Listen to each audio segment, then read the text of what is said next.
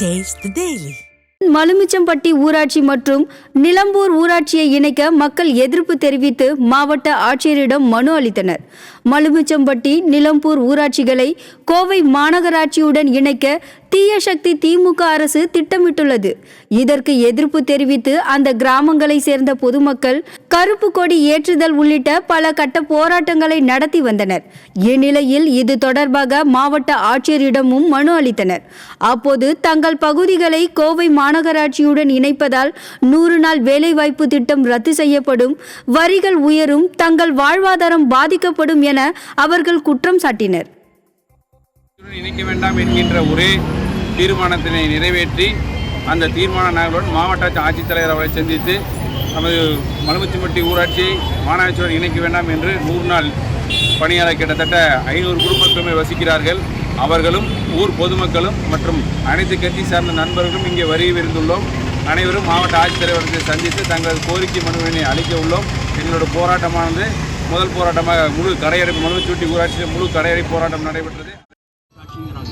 அதிகாரங்கள் மத்தியில் புதுடெல்லியில் குவிச்சு கிடக்கூடாது, பரவலாக்கப்பட வேண்டும்னு போராடுறோம். ஆனால் இதில் சிறிய அலைகளை எல்லாம் மாநகராட்சியோடு எதிர்த்தா அந்த சுயாட்சி கொள்கைக்கு முற்றிலும் விரோதமானது இல்லையா? இதுக்கு ஆட்சியாளர்கள் என்ன பதில் சொல்றாங்க? ஆக இதை பொறுத்தளவில் போராளிகள் 100க்கு 100 போராட்டத்தில் நியாயம் இருக்கு. திண்டுக்கல் மாவட்டம் கொடைக்கானல் மலைச்சாலையில் பிக்கப் வாகனம் மீது அரசு பேருந்து மோதி விபத்துக்குள்ளானது.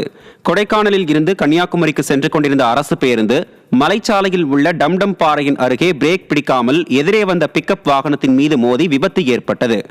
இதில் பிக்கப் வாகனம் சாலையில் கவிழ்ந்த நிலையில் பேருந்தில் இருந்த பயணிகள் லேசான காயங்களுடன் உயிர் தப்பினர். திறனற்ற ஸ்டாலின் ஆட்சியில் பேருந்துகள் அடிக்கடி பழுதாகும் அவல நிலை நீடிப்பதாக குற்றம் சாட்டிய பொதுமக்கள் அரசு பேருந்தில் பயணிக்கவே அச்சம் தெரிவித்துள்ளனர். நெல்லை மாவட்ட ஆட்சியர் அலுவலகத்தில் காட்டுப்பன்றியை வனவிலங்கு பட்டியலில் இருந்து நீக்கி சுட்டுக்கொள்ள அனுமதி கேட்டு விவசாயிகள் முற்றுகையிட்டதால் பரபரப்பு ஏற்பட்டது. நெல்லை அழகிய பாண்டியபுரம், தெற்கு வாகைக்குளம், அதன் சுற்றுவட்டார பகுதிகளில் லட்சக்கணக்கில் செலவு செய்து பயிரிடப்பட்ட மக்காசோளத்தை இரவு நேரங்களில் காட்டுப்பன்றிகள் சேதப்படுத்தி செல்வதாக விவசாயிகள் வேதனை தெரிவித்தனர். இதுகுறித்து மாவட்ட ஆட்சியரிடம் மனு அளிக்க வந்த விவசாயிகள் பன்றிகளை சுட்டுக்கொள்வதற்கு அனுமதி கேட்டும் காட்டுப்பன்றிகளால் நாசமான மக்காசோளத்தை ஆட்சியர் அலுவலகம் முன்பாக கொட்டியும் போராட்டத்தில் ஈடுபட்டனர். மாவட்டம் முழுவதும் பாதிப்பு இந்த காட்டுப்பன்னி ஒன்று மான் ஒன்று. இதனால பாதிப்பு ஏற்படுது. முக்கால்வாசி 100க்கு 90% மக்காச்சோளம். இந்த மக்காச்சோளம் தான் ஓவரா பாதிக்கு. மக்காச்சோளத்தை அடிச்சு முடிச்சுட்டு தான் அதுக்கடுத்து நெல்லுக்கு வருது. நெல் விளைஞ்சி கிடந்த நெல்லை இன்னைக்கு அதில் உருண்டு விரண்டு அதை அழிச்சிட்டு போயிருது. இது குறித்து பல முறை நாங்கள் மாவட்ட நிர்வாகத்தில் நாங்கள் இந்த இது மனு கொடுத்து பார்த்துட்டோம். ஆனால் ஒரே வரும்போது இப்போ ஒரு ஆறுதலுக்கு ஒரு மனு ஒன்று இப்போ ஒரு இது போட்டிருக்காங்க, சட்டம் பண்ணியை சுடலாம், அது நாங்கள் தான் சுடணும். இவங்க எந்த காலம்